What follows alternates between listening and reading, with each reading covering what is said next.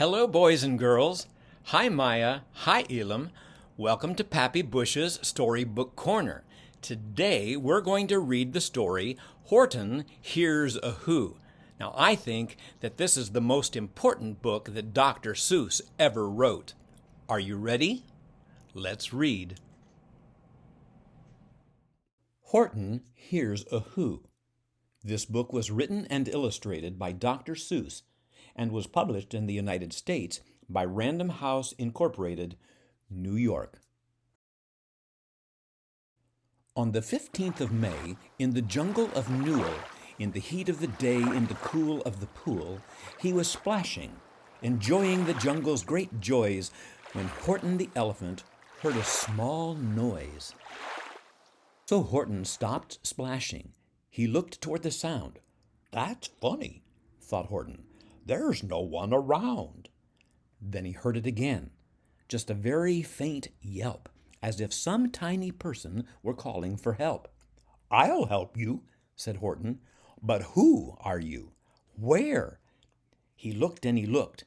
He could see nothing there but a small speck of dust blowing past through the air. "I say," murmured Horton, "I've never heard tell of a small speck of dust that is able to yell. So you know what I think? Why, I think that there must be someone on top of that small speck of dust. Some sort of creature of very small size, too small to be seen by an elephant's eyes.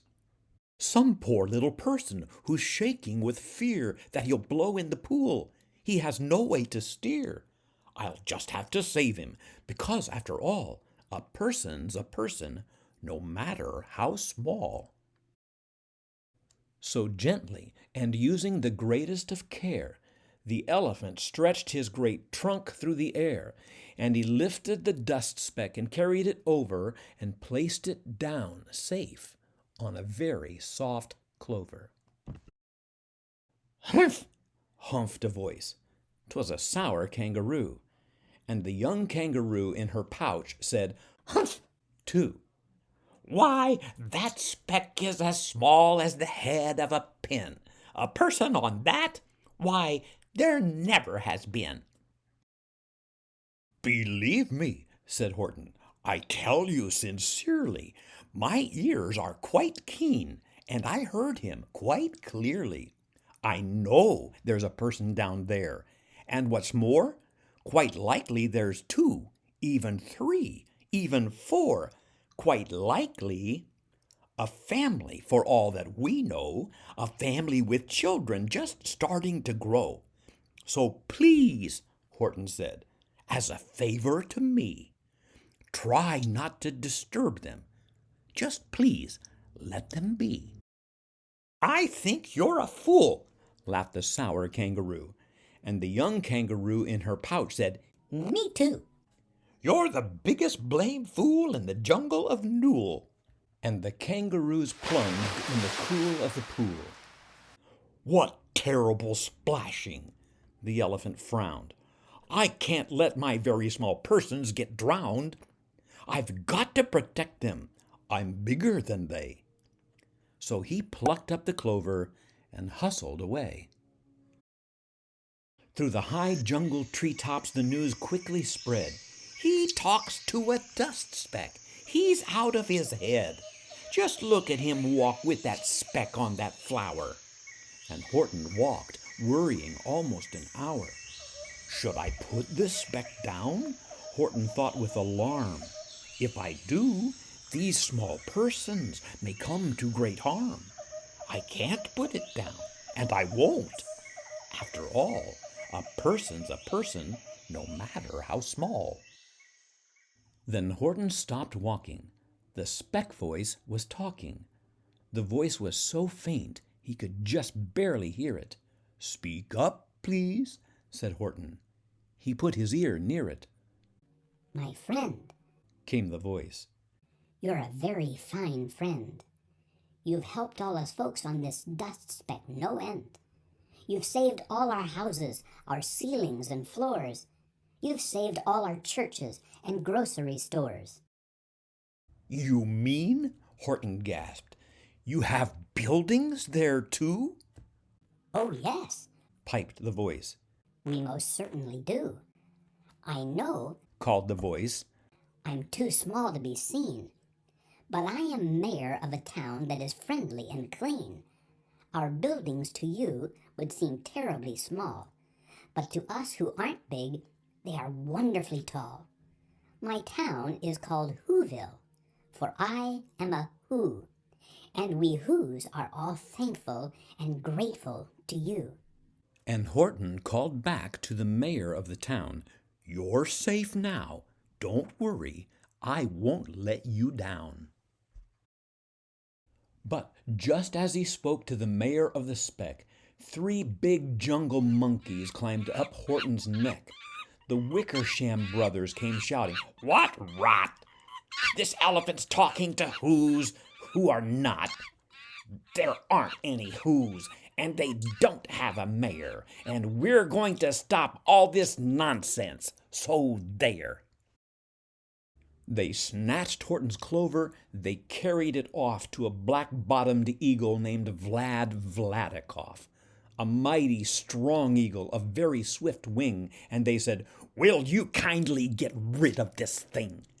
And before the poor elephant even could speak, that eagle flew off with the flower in his beak. All that late afternoon and far into the night, that black-bottomed bird flapped his wings in fast flight, while Horton chased after with groans over stones that tattered his toenails and battered his bones, and begged, Please, don't harm all my little folks who have as much right to live as us bigger folks do. But far, far beyond him that eagle kept flapping, and over his shoulder called back, Quit your yapping! I'll fly the night through. I'm a bird. I don't mind it. And I'll hide this tomorrow, where you'll never find it. And at 6:56 the next morning he did it. It sure was a terrible place that he hid it. He let that small clover drop somewhere inside of a great patch of clovers 100 miles wide. Find that, sneered the bird. But I think you will fail. And he left with a flip of his black-bottomed tail. I shall find it, cried Horton. I'll find it or bust. I shall find my friends on my small speck of dust. And clover by clover by clover with care, he picked up and searched them and called, Are you there? But clover by clover by clover he found that the one that he sought for was just not around. And by noon poor old Horton, more dead than alive, had picked, searched, and piled up 9,005. Then on through the afternoon, hour after hour, till he found them at last, on the 3,000,000th flower. My friends, cried the elephant, tell me, do tell, are you safe? Are you sound? Are you whole? Are you well? From down on the speck came the voice of the mayor. We've really had trouble, much more than our share. When that black-bottomed birdie let go and we dropped, we landed so hard that our clocks have all stopped. Our teapots are broken, our rocking chairs smashed, and our bicycle tires all blew up when we crashed. So, Horton, please, pleaded that voice of the mayor's. Will you stick by us who's while we're making repairs? Of course, Horton answered. Of course I will stick. I'll stick by you small folks through thin and through thick. Humph, humphed a voice. For almost 2 days you've run wild and insisted on chatting with persons who never existed. Such carryings on in our peaceable jungle. We've had quite enough of your bellowing bungle. And I'm here to state, snapped the big kangaroo, that your silly, nonsensical game is all through. And the young kangaroo in her pouch said, Me too. With the help of the Wickersham brothers and dozens of Wickersham uncles and Wickersham cousins and Wickersham in-laws whose help I've engaged, you're going to be roped and you're going to be caged. And as for your dust speck, that we shall boil in a hot steaming kettle of bezel nut oil. Boil it? Gasped Horton. Oh, that you can't do. It's all full of persons. They'll prove it to you. Mr. Mayor, Mr. Mayor, Horton called. Mr. Mayor, you've got to prove now that you really are there. So call a big meeting. Get everyone out. Make every who holler. Make every who shout. Make every who scream. If you don't, every who is going to end up in a bezel nut stew. And down on the dust speck, the scared little mayor quick called a meeting in Whoville town square, and his people cried loudly. They cried out in fear. We are here! We are here! We are here! We are here! The elephant smiled. That was clear as a bell. You kangaroos surely heard that very well. All I heard, snapped the big kangaroo, was the breeze and the faint sound of wind through the far distant trees. I heard no small voices, and you didn't either. And the young kangaroo in her pouch said, Me neither. Grab him, they shouted, and cage the big dope.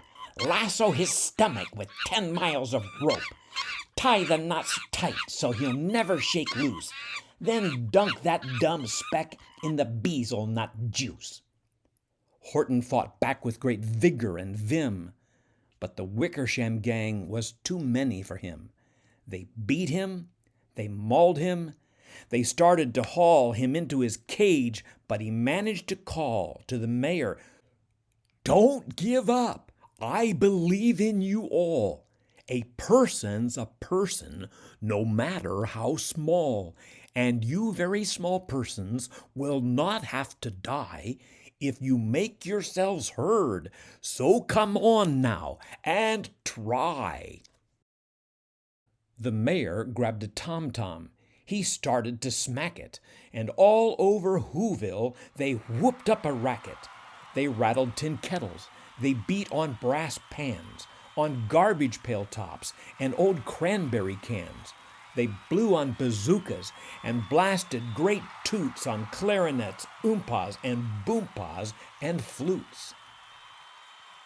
Great gusts of loud racket rang high through the air. They rattled and shook the whole sky, and the mayor called up through the howling in mad hullabaloo, Hey, Horton, how's this? Is our sound coming through? And Horton called back, I can hear you just fine. But the kangaroo's ears aren't as strong quite as mine. They don't hear a thing.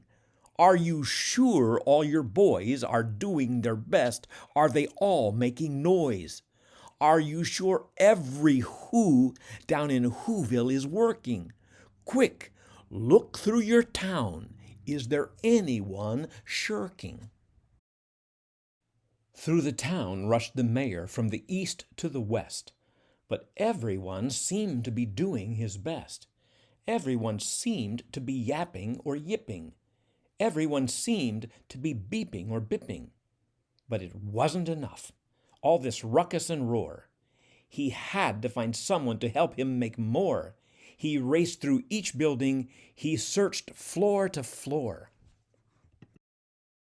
And just as he felt he was getting nowhere and almost about to give up in despair, he suddenly burst through a door, and that mayor discovered one shirker quite hidden away in the Fairfax Apartments, apartment 12J.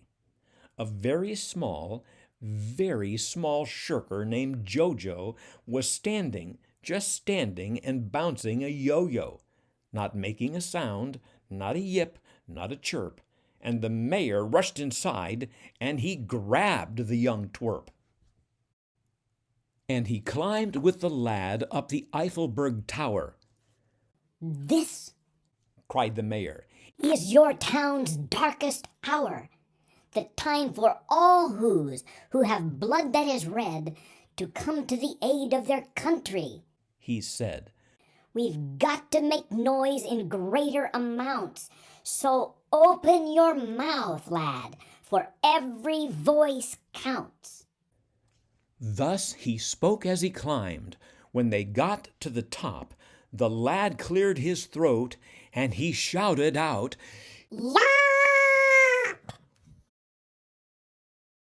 And that yop, that one small extra yop put it over. Finally, at last, from that speck on that clover, their voices were heard. They rang out clear and clean, and the elephant smiled. "Do you see what I mean? They've proved they are persons no matter how small, and their whole world was saved by the smallest of all." "How true! Yes, how true!" said the big kangaroo. "And from now on, you know what I'm planning to do? From now on, I'm going to protect them with you." And the young kangaroo in her pouch said, "Me too. From sun in the summer, from rain when it's fallish, I'm going to protect them, no matter how smallish." So, what did we learn? I think that the most important thing we can learn is that every single person, no matter how big or how small, is important.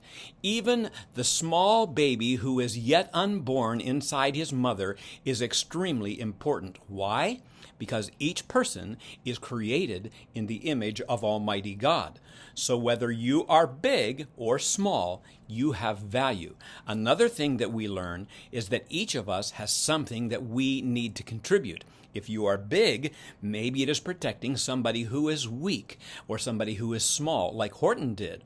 Or if you are small, maybe it's just giving the very smallest thing you have, even your little voice, to be heard and contribute and use whatever you have to serve other people. So, let's be like Horton, and let's be like that little who, and use what God has given us to serve others. You have a great day, and thank you for joining me at Pappy's Storybook Corner.